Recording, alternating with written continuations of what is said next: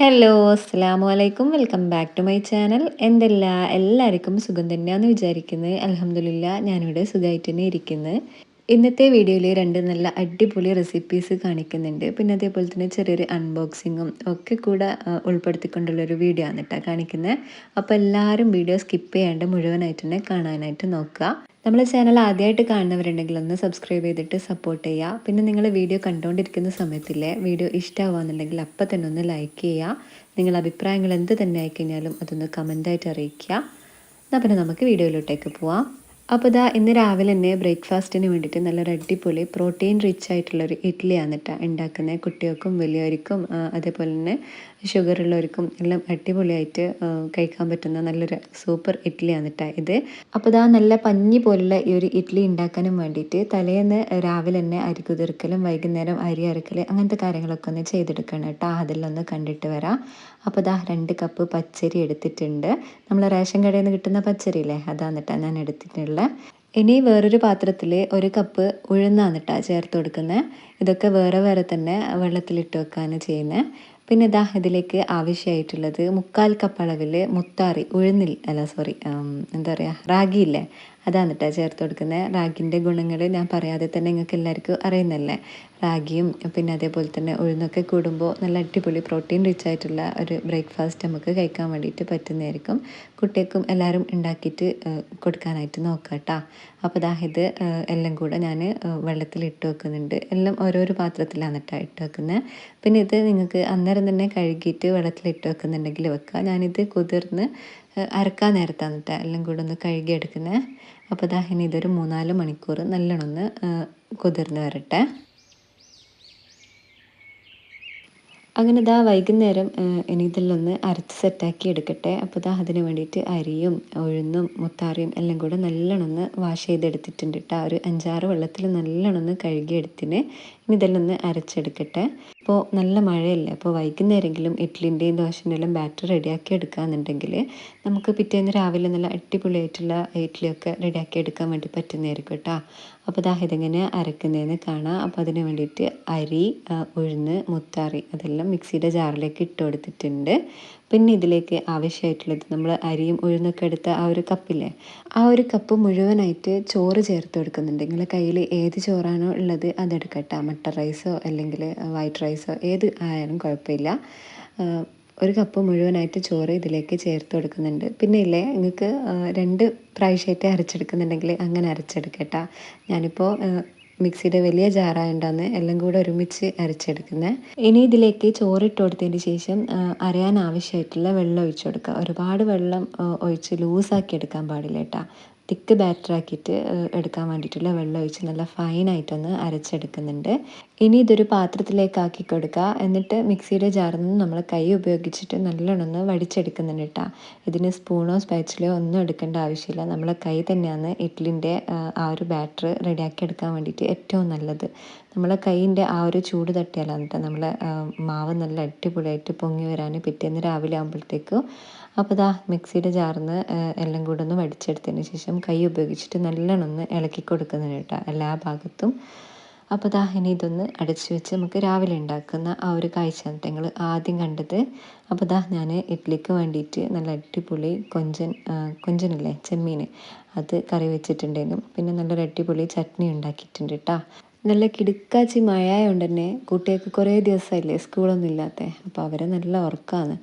അപ്പോൾ ദാ എൻ്റെ ബ്രേക്ക്ഫാസ്റ്റ് ഇവിടെ റെഡി ആയിക്കൊണ്ടിരിക്കുന്നുണ്ട്. നമ്മൾ ഫസ്റ്റ് വെച്ചിട്ടുള്ള ആ ഒരു മാവ് വന്നിട്ട് നല്ല അടിപൊളി സൂപ്പർ സോഫ്റ്റ് ആയിട്ടുള്ള ഇഡ്ഡലിയുടെ റെഡി ആയിട്ട് വന്നിട്ടുണ്ട്.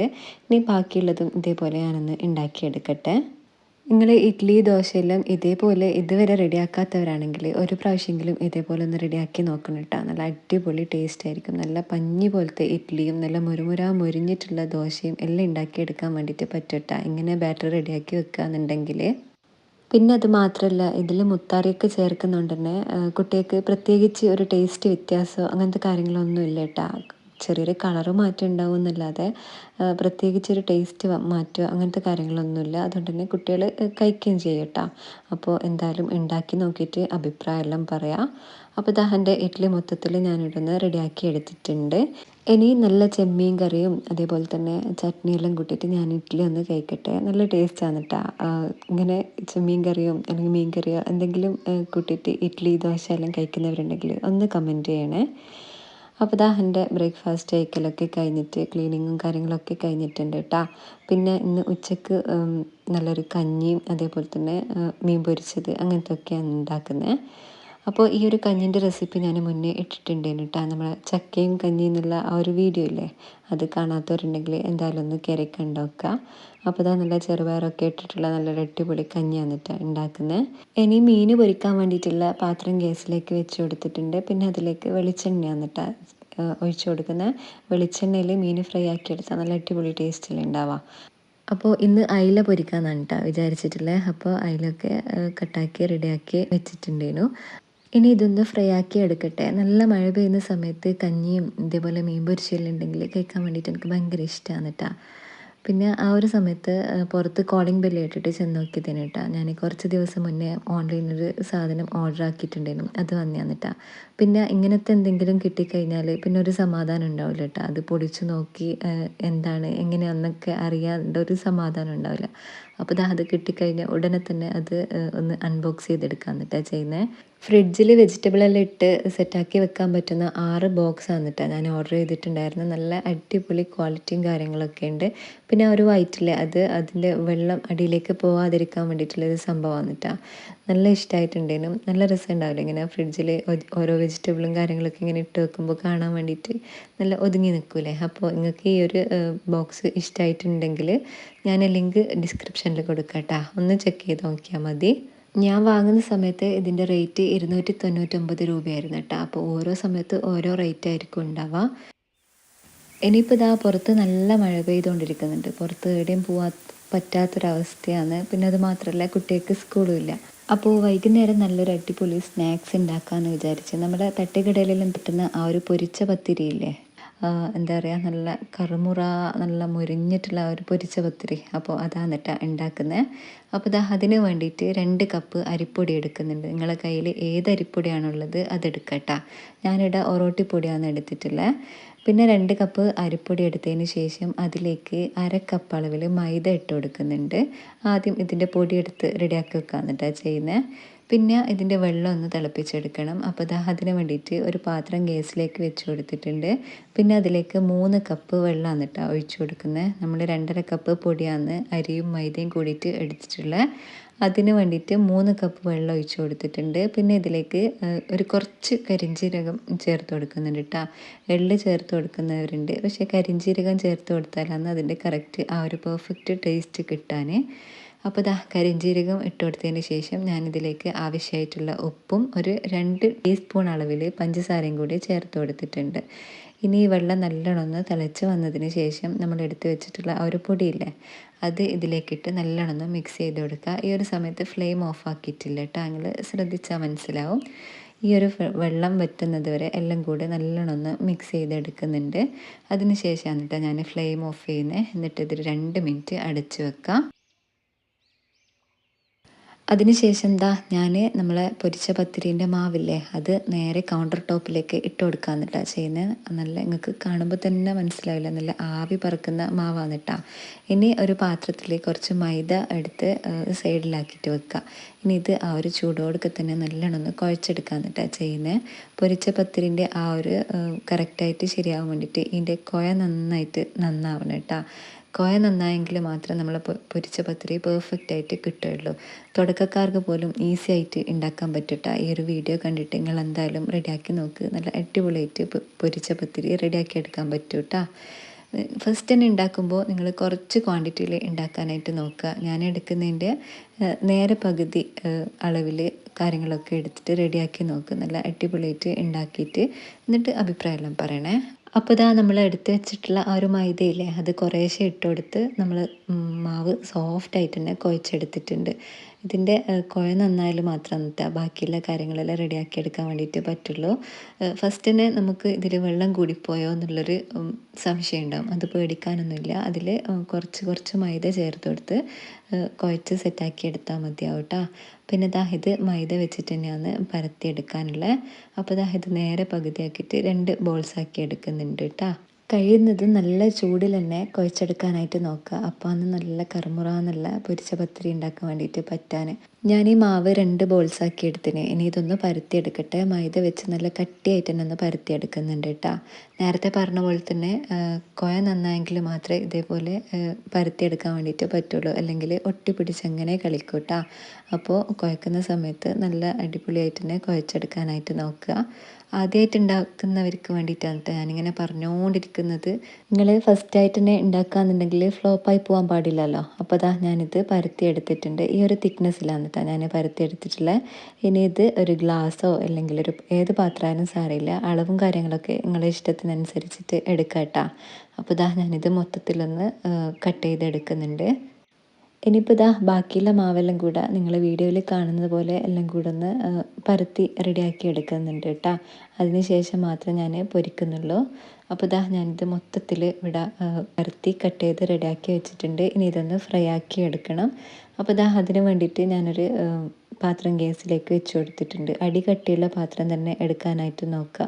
ഇനി ഇതിലേക്ക് സൺഫ്ലവർ ഓയിലാണ് കേട്ടോ ഞാൻ ഒഴിച്ച് കൊടുക്കുന്നത്. വെളിച്ചെണ്ണ എടുക്കണ്ട, ഓയിൽ തന്നെ ഫ്രൈ ആക്കി എടുക്കാൻ വേണ്ടിയിട്ട് നോക്കുക. പിന്നെ അതൊന്ന് ചൂടായി വരട്ടെ. അപ്പോഴേക്ക് നമ്മളെ കൗണ്ടർ ടോപ്പിലെ നേരത്തെ കുഴച്ചിട്ടൊക്കെ ആകെ സീനായിട്ടുണ്ടേനു കേട്ടോ. അപ്പോൾ അതൊന്ന് ക്ലീൻ ആക്കി എടുക്കണം. അതിന് വേണ്ടിയിട്ട് അവിടെ വെള്ളം സ്പ്രേ ചെയ്ത് കൊടുക്കുന്നുണ്ട് കേട്ടോ. പിന്നെ അപ്പുറത്തെ ഗ്യാസിലേക്ക് ഇതാ ചായക്ക് വേണ്ടിയിട്ട് വെച്ചിട്ടുണ്ട്. ഇനി നമ്മളെ പത്തിലൊന്ന് പൊരിച്ചെടുക്കല. അതിന് വേണ്ടിയിട്ട് ഓയിൽ ഒരുപാട് വെട്ടിത്തിളക്കണ്ട കേട്ടോ. നമ്മൾ മറ്റുള്ള കാര്യങ്ങളൊക്കെ ഫ്രൈ ആക്കൂലേ, സ്നാക്സൊക്കെ പൊരിക്കുമ്പോൾ നല്ലോണം തിളച്ചതിന് ശേഷമല്ലേ നമ്മൾ ഇട്ട് കൊടുക്കാം. ഇത് അങ്ങനെയല്ല, ഒരു മീഡിയം ചൂടായി കഴിഞ്ഞാൽ നമ്മളതിലേക്ക് പത്തിൽ ഇട്ട് കൊടുക്കുക കേട്ടോ. ഞാനിപ്പോൾ ഇതിലേക്ക് 3 ഇട്ട് കൊടുത്തിട്ടുണ്ട്. അപ്പോൾ അതൊന്ന് ഫ്രൈ ആയി വരട്ടെ. മീഡിയം ടു ലോ ഫ്ലെയിമിലിടുക. അങ്ങനെ ഇല്ലെങ്കിൽ ഉള്ളൊന്നും വേവാണ്ട് പുറം കരിഞ്ഞു പോകാനായിട്ട് ചാൻസ് ഉണ്ട് കേട്ടോ. ഏകദേശം ഒരു 15 മിനിറ്റോളം ആവും നമ്മൾ ഈ ഒരു പൊരിച്ച പത്തിരി റെഡിയായി കിട്ടാനും വേണ്ടിയിട്ട്. അപ്പോൾ ഇതാ ഞാനവിടെ ഇട്ട് കൊടുത്തതിന് ശേഷം നമ്മൾ കൗണ്ടർ ടോപ്പ് ഒന്ന് ക്ലീൻ ചെയ്തെടുക്കാമെന്ന് കേട്ടോ ചെയ്യുന്നത്. നമ്മൾ പൊരിച്ച പത്തിരി റെഡിയായി കിട്ടാൻ വേണ്ടിയിട്ട് 15 മിനിറ്റ് എടുക്കും എന്ന് വിചാരിച്ചിട്ട് നമ്മൾ മറ്റുള്ള പണിക്ക് ദൂരേക്ക് എവിടെ പോകാനോ അല്ലെങ്കിൽ മാറി നിൽക്കാനോ പാടില്ല കേട്ടോ.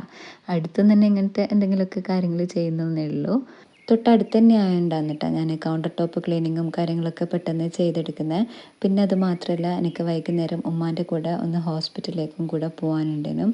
അപ്പോൾ അതിന് മുന്നായിട്ട് തന്നെ കഴിക്കാനുള്ളതും ചായയൊക്കെ റെഡിയാക്കി വെച്ചാൽ സമാധാനമല്ലേ. അങ്ങനെ അതെല്ലാം കഴിയുമ്പോഴത്തേക്ക് നമ്മൾ പത്തിലിതാ നല്ല അടിപൊളിയായിട്ട് ഒരു ഭാഗം കുക്കായിട്ട് വന്നിട്ടുണ്ട് കേട്ടോ. എണ്ണയിൽ കിടന്ന് നല്ല ബോൾ പോലെ പൊങ്ങി വന്നിട്ടുണ്ട്. അത് എല്ലാം കൂടെ ഒന്ന് തിരിച്ചിട്ട് കൊടുക്കുന്നുണ്ട് കേട്ടോ. അപ്പോഴേക്ക് നമ്മൾ ചായക്ക് വെച്ചിട്ടുള്ള വെള്ളം തിളച്ച് വന്നിട്ടുണ്ടെങ്കിലും അതിലേക്കുള്ള ചായപ്പൊടിയും പഞ്ചസാരയും എല്ലാം ഇട്ട് കൊടുക്കല. ഇനി പത്തിരി ഞാൻ ഒരു പ്രാവശ്യം കൂടെ തിരിച്ചിട്ട് കൊടുക്കുന്നുണ്ട് കേട്ടോ. നല്ല ഗോൾഡൻ കളറായിട്ടില്ലേ കാണാൻ. നമ്മൾ ഉണ്ടാക്കുന്ന സമയത്ത് ഇതിൻ്റെ തീ ഒന്ന് മെയിനായിട്ട് ശ്രദ്ധിക്കുക കേട്ടോ. നല്ല ലോ ഫ്ലെയിമിലിട്ടിട്ട് തന്നെ ഉണ്ടാക്കിയെടുക്കാനായിട്ട് നോക്കുക. അപ്പോൾ മാത്രം എന്നിട്ട് ഉള്ള നല്ല വെന്തിട്ട് നല്ല നല്ല അടിപൊളിയായിട്ട് ഉണ്ടാവുള്ളൂ. ഇനിയിപ്പോൾ ഇതാ നമ്മളെ ചായ റെഡി ആയിട്ടുണ്ട്. സുലൈമാനി വന്നിട്ട് ഉണ്ടാക്കിയിട്ടില്ലേ, അതൊരു പാത്രത്തിലേക്ക് അരിച്ചൊഴിക്കുന്നുണ്ട്.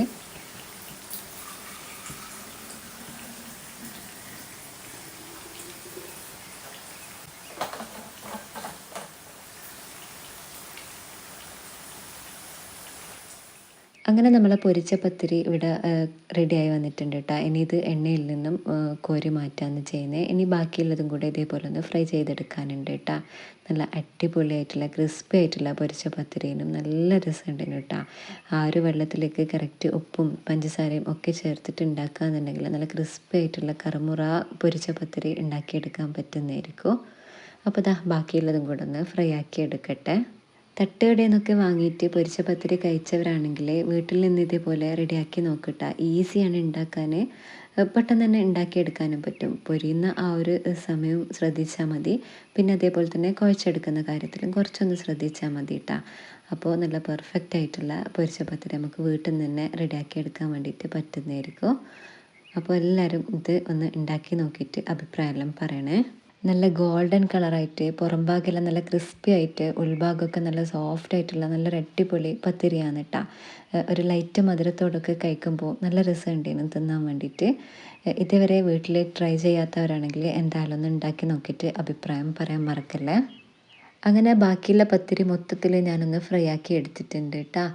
പിന്നെ വൈകുന്നേരം ഉമ്മാൻ്റെ കൂടെ ഹോസ്പിറ്റലിൽ പോക്കും കാര്യങ്ങളൊക്കെ ആയിട്ടുണ്ട്. അപ്പോൾ ഇന്നത്തെ വീഡിയോ ഇവിടെ വെച്ച് നിർത്തുകയാണ്. എല്ലാവർക്കും വീഡിയോ ഇഷ്ടമായെന്ന് വിചാരിക്കുന്നു. വീഡിയോ ഇഷ്ടമായി കഴിഞ്ഞാൽ എല്ലാവരും ഒന്ന് ലൈക്ക് ചെയ്യുക. ലൈക്ക് ചെയ്യാൻ മറന്നുപോയവരൊക്കെ ഒന്ന് ലൈക്ക് ചെയ്യുക. പിന്നെ നിങ്ങളെ വിലയേറിയ അഭിപ്രായങ്ങൾ അതെന്ത് തന്നെ ആയിക്കഴിഞ്ഞാലും അതൊന്ന് കമൻ്റായിട്ട് അറിയിക്കുക. ജസ്റ്റ് ഒരു ഇമോജി, ഒരു സ്മൈലെങ്കിലും കമൻ്റായിട്ട് അറിയിക്കുക. നമ്മളെ ചാനൽ ആദ്യമായിട്ട് കാണുന്നവരാണെങ്കിൽ ഒന്ന് സബ്സ്ക്രൈബ് ചെയ്തിട്ട് സപ്പോർട്ട് ചെയ്യുക. ബെല്ലൈക്കണിൽ ഓൾ കൂടെ ഒന്ന് എനേബിൾ ചെയ്യുക. അപ്പോൾ ഇൻഷാ അള്ളാ അടുത്ത നല്ലൊരു വീഡിയോ ആയിട്ട് വരുന്നത് വരേക്കും അസ്സലാമു അലൈക്കും, ബൈ.